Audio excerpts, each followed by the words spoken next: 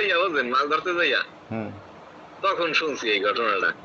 আমরা যে বাড়ি আবার মাছ ধরতে গেছি হুম ওই বাড়ির পুরো পুলিশ, আর ওই বাড়ি বুঝলেন, এই কারণে আমরা জানতে পাইছি। মানে ওই যে বাড়ি মাছ ধরছে ওই বাড়ি এই পুলিশ মুসলমান হ্যাঁ লাগে ফার্স্টে শিপটা ভাগিয়ে গেছিল।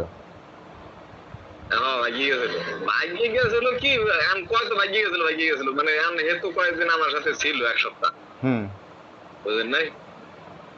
পুলিশের নাম এক কি? সপ্তাহ থাকলে এত, পুলিশের নাম কি এটা কইতে পারবো না, এই মনে নেই, অনেকদিন হয়ে গেছে। তোমার গ্রামেরই? না, ও পুলিশের বাড়ি অনেক দূরে, ও হ্যাগো বাড়ি আমাগো বাড়িতে প্রায় 10-15 কিলোর উপরে, 10 কিলো।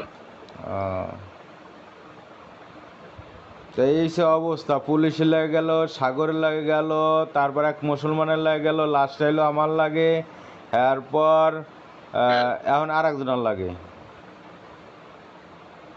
না ওই যে আপনি সাগরের কথা কন না, হুম ওই সাগরের আগে গেছে পুলিশের সাথে। ওই তো বললাম সাগরের আগে গেছে পুলিশ লাগে, এরপর এরপর আর এক মুসলিম মহাকালিবি ধরা খাইছে, মাথা নারকেল দিয়ে, পরে সাবার আছে, সাবার থেকে আমার দ্বারা না, আমার থেকে আবার আর একজনের কাছে। কলা কম খায় নাই, বহুত খাইছে। হুম আগলাও অনেক খাইছে।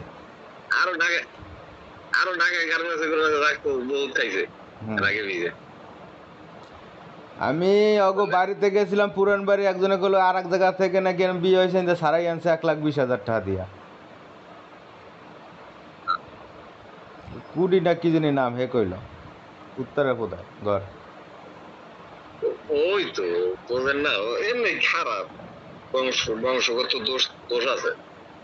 আর মায়ও নাকি শুনলাম গ্রামে ওই কাজ করে মুসলমানের লাগে, তাও ওই গ্রামের মানুষ আমার অনেকে বলছে। চলে চলে, একজন আছে পারবেন লবে।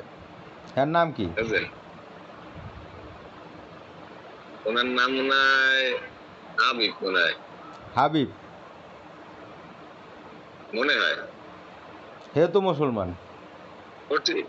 হ্যাঁ মুসলমান। তা মায় যদি এই কাজ করে, তা মায়েরা কি করবো? কথা তো এটাই। একবার দেখলাম দীপুর নামে আবার একটা কৃষ্ণচন্দ্র একটা আইডিতে বাইরে এলো, খারাপ কথা, হ্যাঁ লাগে নাকি রিচ উঠে গেছে শুনলাম। কোন